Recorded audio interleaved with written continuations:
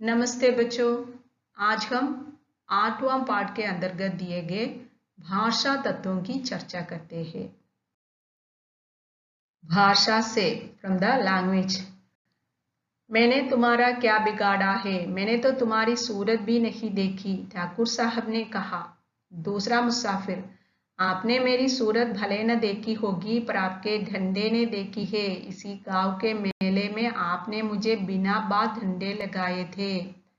इन वाक्यों में रेखांकित शब्द अंडरलाइंड वर्ड्स कौन से हैं? रेखांकित शब्द मैंने, तुम्हारा, मैंने, तुम्हारी, आपने, मेरी, आपके, आपने, मुझे, ये है रेखांकित शब्द। इन रेखांकित शब्दों का प्रयोग संज्ञा के स्थान पर हुआ है। ये सर्वनाम शब्द है। See, these words are used in place of a noun and they are called what? सर्वनाम। okay, pronoun। संज्ञा के स्थान पर प्रयुक्त होने वाले शब्द सर्वनाम कहलाते हैं। The words that are used in place of a noun are called what? सर्वनाम या pronoun। सर्वनाम के प्रकार। See, what are the different types of pronoun? पुरुषवाचक सर्वनाम। पहला है पुरुषवाचक सर्वनाम, पर्सनल प्रोनाउन। जिन सर्वनाम शब्दों का प्रयोग बोलने वाले स्पीकर और राइटर, सुनने वाले लिसनर और रीडर, जिनके विषय में बात होती है, अबाउट हुम और व्हाट समथिंग इज टोल्ड और रिटन, के जिनके विषय में बात होती है उनके लिए किया जाता है। ये पुरुषवाचक सर्वनाम किनके लिए किया जाता है? बोलने वाले, सुनने वाले तथा जिसके विषय में बात होती है उनके लिए किया जाता है। ये वे सर्वनाम पुरुषवाचक सर्वनाम कहलाते हैं। ऐसे सर्वनाम क्या कहलाते हैं? पुरुषवाचक। पुरुषवाचक सर्वनाम कौन से हैं? मैं, हम, तू, तुम, आप, वो, वे, यह, ये आदि पुरुषवाचक सर्वनाम है। इनमें मैं और हम बोलने वाले के लिए इनका प्रयोग किया जाता है। तू, तुम, आप सुनने वाले के लिए इनका प्रयोग होता है। वो, वे, यह, ये देखो जिसके विषय में बात होती है उनके लिए इनका प्रयोग होता है। जैसे यह आम है, यह मीठा होता है।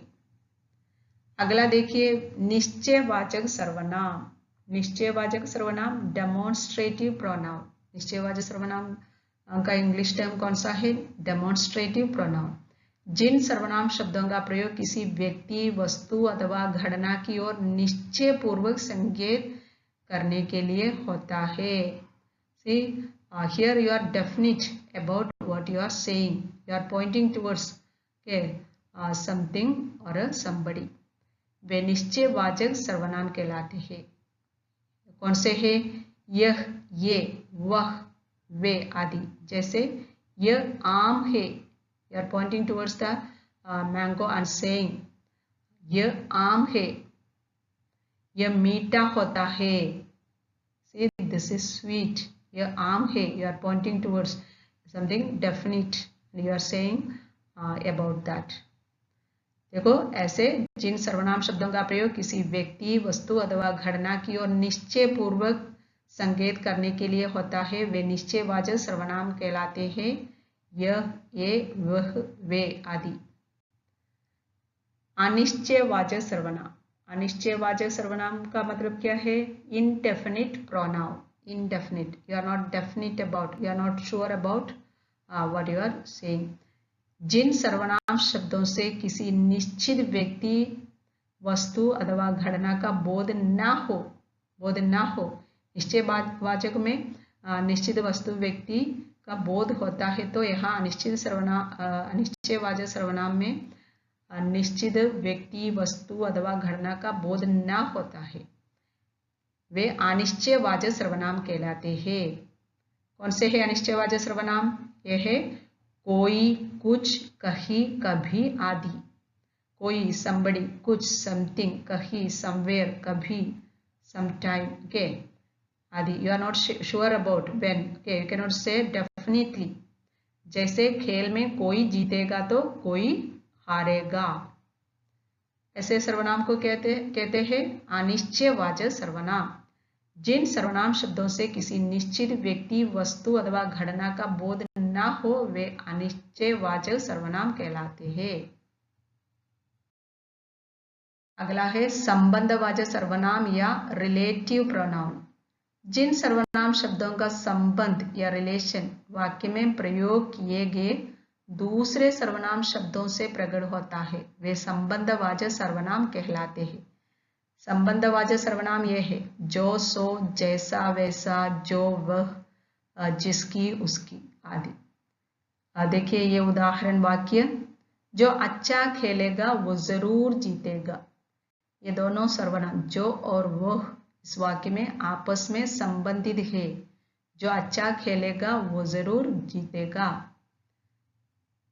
अगला है प्रश्नवाचक सर्वनाम, इंट्रोगेटिव प्रोनाउन। जिन सर्वनाम शब्दों का प्रयोग प्रश्न पूछने के लिए, आस्किंग क्वेश्चंस, प्रश्न पूछने के लिए किया जाता है वे प्रश्नवाचक सर्वनाम कहलाते हैं। प्रश्नवाचक सर्वनाम यह है कौन, कहाँ, क्या, किसने आदि। जैसे खेल में कौन जीतेगा, कौन हारेगा, इस बात का अंत तक पता नहीं चलता। अगला है निजवाचक सर्वनाम या रिफ्लेक्सिव प्रोनाउन। जिन सर्वनाम शब्दों का प्रयोग कर्ता के साथ अपनेपन का बोध कराने के लिए किया जाता है वे निजवाचक सर्वनाम कहलाते हैं। यह है अपना, अपने, अपनी, स्वयं, खुद, स्वतः। What's the meaning of all these words? अपना, अपने, अपनी, स्वयं, खुद, स्वतः, सेल्फ के, on, self, OWN on self, that is the meaning of these words. जैसे मैं अपना गृह कार्य स्वयं करती हूँ, I do my homework myself. Okay, मैं अपना गृह कार्य स्वयं करती हूँ। ये स्वयं शब्द का अर्थ है ऑन, सेल्फ। देखो इन वाक्यों में सर्वनाम शब्द को रेखांकित कर उनके प्रकार लिखिए। आपने अभी अभी सर्वनाम के देखो 6 भेदों के बारे में आपने पढ़ा है। अभी ये अभ्यास कार्य करने की कोशिश तो कीजिए। इन वाक्यों में सर्वनाम शब्दों को रेखांकित कर उनके प्रकार लिखिए। Underline the pronoun and right it's type. आज पापा ने स्वयं पौधों को पानी दिया है।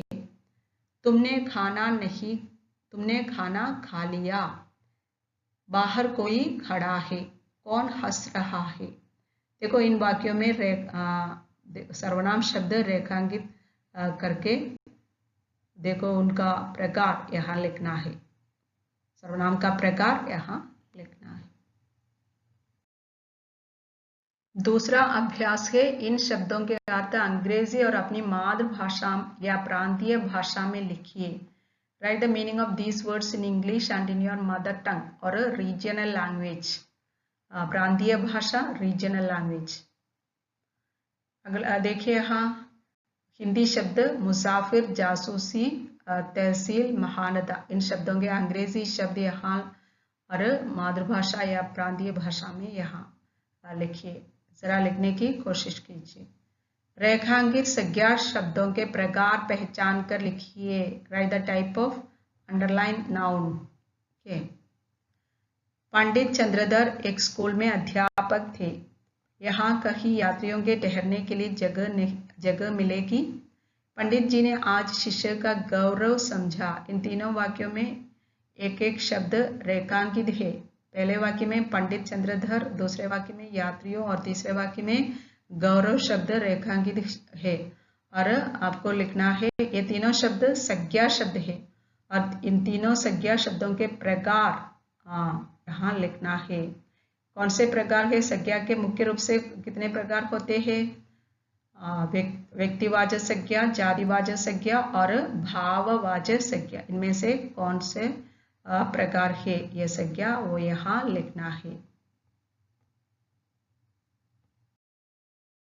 अगला है सुलेख। उस दिन पंडित जी को शिक्षक पद की गरिमा का पता चला।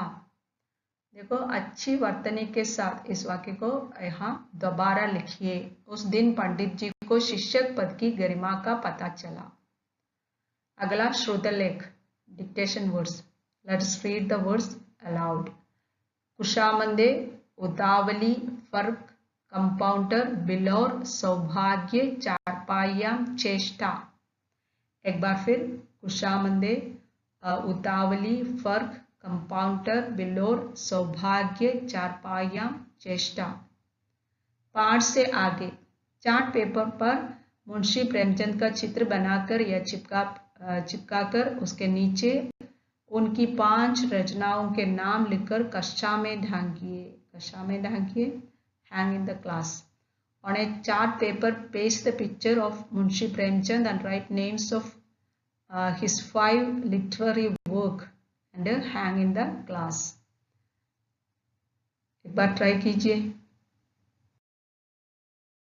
अगला है, यदि मैं शिष्य होता, इस विषय पर अनुच्छेद लिखिए। Write a paragraph on if I were a teacher. कौन से विषय पर अनुच्छेद लिखना है? आपको इस विषय पर अनुच्छेद लिखना है कि यदि मैं शिष्य होता तो क्या करता। जरा सोच कर लिखिए बच्चों, कम से कम 10 वाक्यों में यह अनुच्छेद लिखना है। This is the assignment from this chapter. All must write this assignment. Okay, यदि मैं शिष्य होता तो क्या करता, हिंदी में ही लिखना। अगला, www.youtube.com पर प्रेमचंद की कुछ कहानियों का नाट्य रूपांतरण देखिए। See theatrically conversion of some of the Premchand's stories on www.youtube.com. Thank you.